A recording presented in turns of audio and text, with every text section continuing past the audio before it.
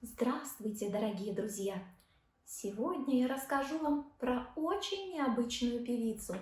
Она выступала в Карнеги-Холле, и билеты на ее концерт были быстро полностью распроданы, и еще 2000 желающих остались за бортом мероприятия. Эта дама основала Вердиевское общество, одним из членов которого был Энрико Карузо. В числе поклонников моей героини было множество представителей американской богемы первой половины прошлого столетия.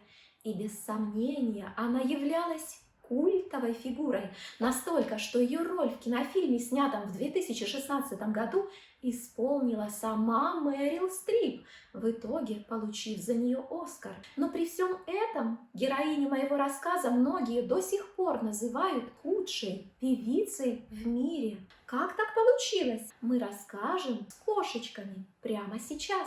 Но сначала поставьте лайк под видео. Зая, которая сейчас отсутствует, честно, из ролика в ролик отрабатывает свой хлеб, и это, конечно, заслужила.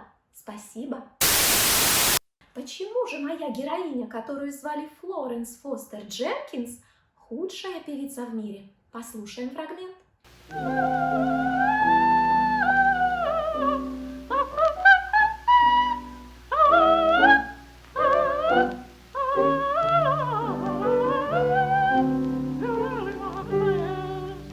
Я уверена, что на нашей эстраде есть безголосые экземпляры и похлеще, но если для вас сюрприз, что академическая певица может так петь, я вас разочарую. Может. Подобное я слышала вживую. Впрочем, то, что на современной эстраде довольно распространено, для академа в целом не характерно. У этого явления есть даже свое название – маргинальная музыка. Эти самые музыкальные маргиналы своим творчеством отрицают существующие стандарты искусства, форму и характер звука, чистоту интонации, метр и ритм. Они просто музицируют так, как им нравится. Потому ли так ужасно пение Фостер Дженкинс, что ей было наплевать на мнение публики? Попробуем найти ответ в ее биографии. Флоренс Фостер родилась в США в штате Пенсильвания в городе Уилкс-Барре. Прекрасное майское утро. Нет, это был июль, 19 июля 1868. Ее отец был адвокатом и представителем клана видных пенсильванских землевладельцев, и казалось, что Флоренс вытащила счастливый билет, родившись в богатой семье. Действительно, поначалу все было хорошо. Девочку лелеяли, начали обучать музыке. Ее музыкальная деятельность стартовала с овладения навыком игры на фортепиано. И, похоже, у нее в самом деле были способности, так как в возрасте 7 лет она приняла участие, например, в качестве юной пианистки в рождественском концерте вундеркиндов в Белом доме. Впоследствии Флоренс Фостер говорила, что как раз в ходе этих ранних выступлений она почувствовала вкус к сценической деятельности. Но фортепианная игра чаще всего не обладает такой притягательностью, как пение. Юная мисс поняла, что непременно хочет стать певицей. В этом желании она укрепилась во время обучения в Моравской семинарии для юных леди. В этот период Флоренс и начала выступления в концертах в качестве певицы, в составе хора или даже дуэта. Увлечение пением стремительно крепло в девушке. Она начала тратить значительные суммы на уроки вокала и покупку нот. А настоящая перспектива виделась ей в Париже, куда она захотела отправиться для обучения пению. Это предложение встретило протест отца, который отказался оплачивать подобное предприятие. Что делают девушки в такой ситуации, вообразив, что их не любят, ущемляют и рубят на корню их будущее? Вопрос резонный. Конечно, сбегают. У Флоренс Фостер был готов план для жизни на воле. Она вышла замуж за 8 дней до своего 15-летия. Я тебе, Оленька, так скажу. Нельзя выходить замуж за молодых. Слишком рискованно. Неизвестно, что из человека получится. Выходить нужно за сформировавшихся. Пусть у него давление и сердце, но все-таки это не кот в мешке. Стоит отметить, что минимальным порогом для вступления в брак на тот момент в штате Пенсильвания был возраст в 10 лет. Отец мгновенно отказал непослушной дочери в содержании, доходов мужа на жизнь не хватало, потому Флоренс стала зарабатывать на жизнь уроками фортепиано, то есть ее связи с музыкой все это время не прерывались. А вот отношения с супругом она стремительно разорвала, уже на рубеже веков. Но главный удар судьбы был нанесен. От мужа Флоренс заразилась сифилисом. Видимо, это и послужило причиной разрыва. С той поры она никогда не обсуждала свой брак и не упоминала публично имени бывшего супруга, заслужившего себе весьма сомнительную репутацию. Она продолжала зарабатывать на жизнь уроками игры на фортепиано. В 1909 году скончался ее отец. Трагическое событие обернулось для нашей героини фантастическим счастьем, ведь отец завещал ей свое громадное состояние. Да ладно! Жизнь Флоренс Дженкинс коренным образом переменилась к лучшему. Наконец, она могла делать все, что хочет. В первую очередь заниматься вокалом и попытаться стать звездой оперной сцены. Кстати, как вы видите, ко мне приехала новая помощница, мой пиар-менеджер Бенедетта. Беня говорит, что я должна вести своих зрителей и на другие площадки, потому вот мой аккаунт в запрещенной сети. Нельзя грамм. Там больше Бени, Глории, Зай и, конечно, меня. Подписывайтесь, ставьте лайки, оставляйте комментарии. Ждем. Итак, с целью стать звездой Флоренс переехала в Нью-Йорк, место притяжения богемы и настоящий культурный центр США. Этот же 1909 год принес ей иное значимое событие – знакомство с шекспировским актером Сенклером Бэйфилдом, ставшим впоследствии ее менеджером. Это были весьма странные отношения. Формально они жили вместе как супруги и казались обществу любовной парой, но, скорее всего, этот возлюбленный Флоренс имел нетрадиционную ориентацию. Нормально, это скучно. Понимаете? А роман с Дженкинс служил лишь прикрытием. Но несомненно одно – вне зависимости от того, какого рода были эти отношения, их наполняло глубокое доверие и понимание. Эти двое знали самые важные тайны друг друга и точно могли рассчитывать на обоюдную помощь и защиту. Злые языки поговаривали, что миссис Дженкинс просто замечательно спонсирует актера в обмен на молчание. Тем не менее, именно с ним она проведет всю оставшуюся жизнь. Амор.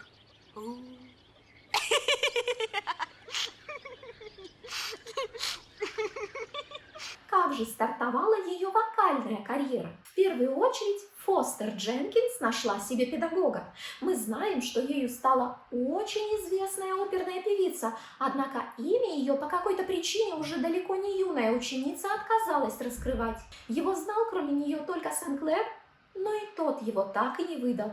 И здесь мы приходим к самому главному вопросу. Почему Фостер Дженкинс так безобразно пела? Ведь в детстве она считалась музыкально одаренным вундеркиндом. Всю свою жизнь она так или иначе занималась музыкой. Как доказал дальнейший опыт, у нее был хороший музыкальный вкус и масса необходимых, вполне профессиональных знаний в этой области.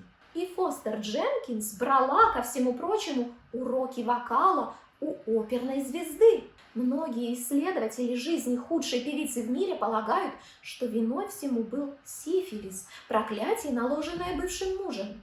Заболевание привело к дегенеративным изменениям слухового нерва, вследствие чего Фостер Дженкинс утратила способность верно воспринимать интонацию, звуки и качественно координировать работу слуха и голоса. Меня начало штырить вечером, а утром у меня вспыхнула шишковидка. Ужас ситуации для нашей героини заключался в том, что эра антибиотиков, которые действительно могли бы ей помочь, еще не наступила. Во времена Фостер Дженкинс сифилис лечили ртутью. Весьма сомнительный, как вы догадываетесь, способ, который не излечил нашу героиню, но вынудил ее постоянно носить парик, так как из-за препаратов ртути она облысела. Когда антибиотики все-таки были изобретены, для певицы они оказались бесполезны, поскольку заболевание уже вошло в третью стадию, характеризующуюся необратимыми изменениями. О, кошмар!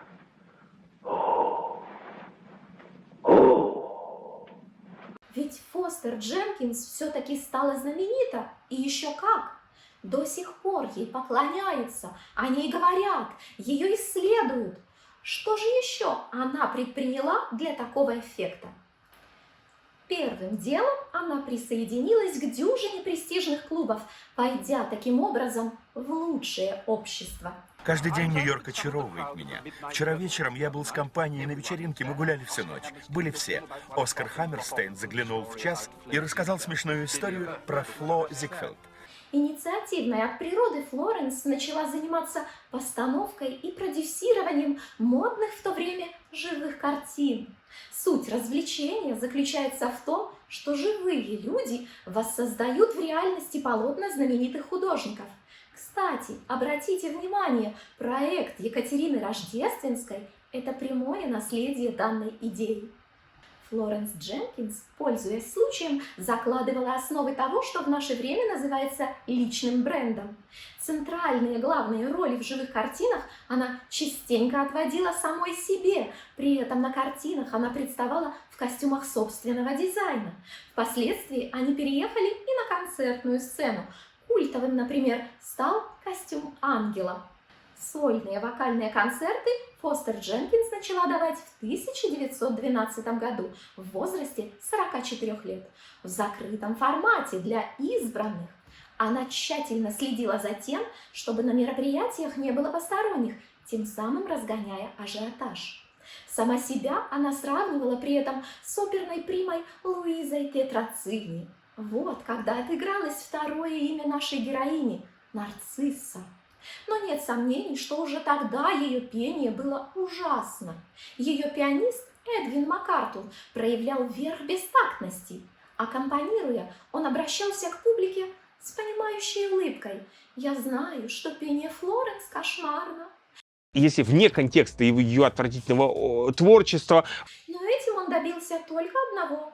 Миссис Дженкинс прекратила сотрудничество с ним, а место аккомпаниатора занял Косме Макмун, ставший далее незаменимым партнером по дуэту. Постепенно социальный капитал Фостер Дженкинс значительно вырос. Она заняла видное место в культурной жизни Нью-Йорка, и можно было искать иные пути для самореализации. В 1917-м она организовала Вердиевское общество. Численность его членов стремительно увеличивалась. Очень быстро их количество достигло 400. Более того, почетным членом общества стал сам Энрико Карузо. Удивительно, но этот великий тенор относился к нашей героине даже с восхищением. Всего скорее он ценил ее организаторский талант, вклад в популяризацию вокального искусства и в том числе безграничную любовь к музыке. Танго и фокстрот не убили Нью-Йорк, братья и сестры. Контрабанда спиртного и джаз не уничтожили Нью-Йорк. Друзья отзывались о пении дилетантки в весьма двусмысленных выражениях. Ее пение во всей красе наводит на мысль о беспрепятственном полете какой-то большой птицы. При этом Флоренс с воодушевлением раздавала автографы, но до сих пор так и непонятно, осознавала ли она свои вокальные проблемы. Даже мнения современников по этому вопросу расходятся. Иные утверждали, что Флоренс Дженкинс прекрасно знала, насколько безобразно ее пение, именно потому так трепетно охраняла закрытый формат своих выступлений. Другие же полагали, что никакого понимания не было, а она действительно считала себя величайшей певицей своего времени. Мы этого уже не узнаем. Непонятный персонаж, певица, которая петь не умеет, танцовщица, которая танцевать не особо умеет. В любом случае, популярность Фостер Дженкинс уже была невероятна, а ее музыкальные мероприятия оказались удивительно востребованными и стали чем-то вроде знака качества, принадлежности к элите элиты. Лучшим таким мероприятием стал ежегодный бал серебряных жаворонков от Вердиевского клуба. Стоит отметить, что он проходил в бальном зале отеля Ритц-Карлтон. И вы наверняка слышали знаменитую песенку про этот отель, ставшую джазовым стандартом. Now if you're blue and you don't know where to go to, why don't you go where fashion sits? Putting on the Ritz. Думается, она была вдохновлена отчасти и личностью Фостер Дженкинс. К своему вокальному репертуару Дженкинс подходила так же избирательно, как и к списку приглашенных на ее рауты. Она пела не только самое сложное, но и, безусловно, самое лучшее. В этом репертуарном списке фигурировали, конечно, арии Верди, Моцарта, романсы Брамса, вальсы Штрауса. С Моцартом, кстати, вы же помните, я моцартовская певица и моцартовед, мне необходимо поговорить о нем чуть шире. Связана особая история. Фостер Дженкинс позиционировалась как колоратурная сопрано, но при этом ей оставалась недоступна культовая ария «Царицы ночи» из «Волшебной флейты» Моцарта. Опять же, это тоже знак качества, но только для колоратурных сопрано. Это что-то типа золотого оперного стандарта. Настолько золотого, что до сих пор коллеги на площадке меня регулярно спрашивают, буду ли я петь «Царицу ночи». Эта ария никак не давалась Фостер Дженкинс из-за знаменитых фа третьей октавы. Удивительный случай помог ей. Однажды в такси она попала в аварийную ситуацию и невольно издала пронзительный крик. Уже дома Дженкинс решила проверить звуковысотность крика и обнаружила при помощи фортепиано, что это была та самая фа, которую ей никак не удавалось взять. Вот и решен вопрос. Можно петь «Царицу ночи». В благодарность, вместо того, чтобы выдвигать обвинения, она послала таксисту коробку дорогих сигар. Впрочем, все те же злые языки утверждают, что эту верхнюю фа от нее никто никогда не слышал. Душнилы!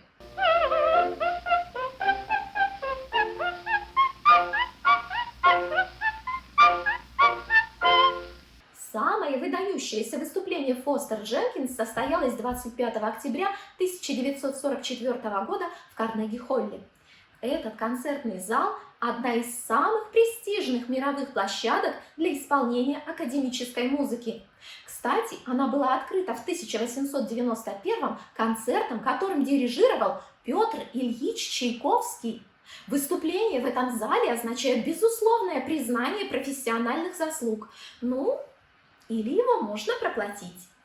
Но билеты на концерт Фостер Дженкинс в этом зале на 2800 мест были полностью распроданы. Помимо этого, еще 2000 человек безуспешно пытались попасть на мероприятие.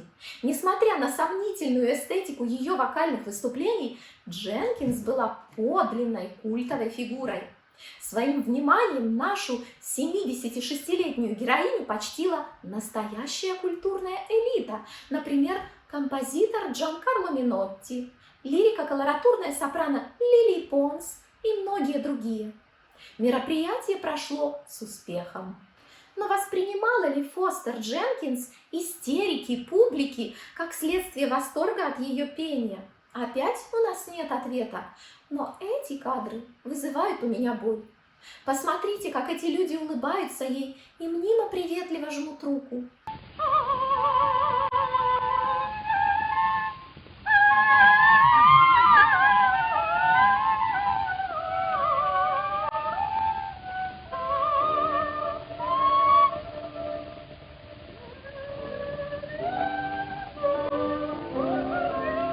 Лично я вижу в этом лицемерие и притворное заискивание перед сумасшедшим, который на самом деле верит в то, что он король, но им не является. В отличие от других мероприятий, распространение билетов на концерт в Карнеги-Холл Фостер Дженкинс контролировать не могла.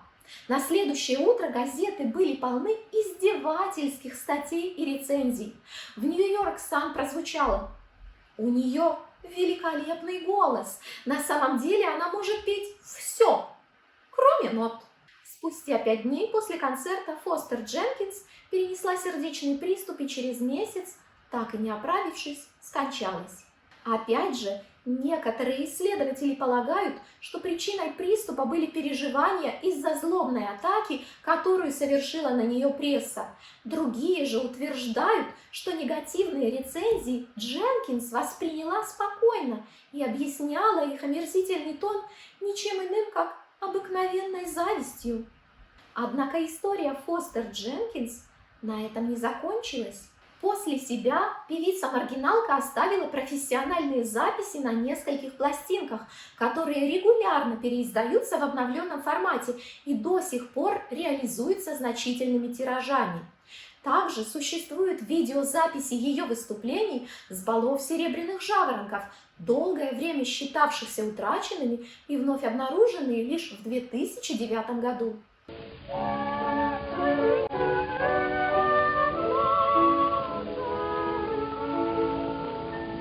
До сих пор Фостер Дженкинс побуждает музыковедов и критиков изучать феномен ее личности, режиссеров снимать кинофильмы о ней, драматургов писать о ней пьесы. Но несмотря на их попытки разгадать эту загадку, мы вряд ли узнаем настоящие ответы.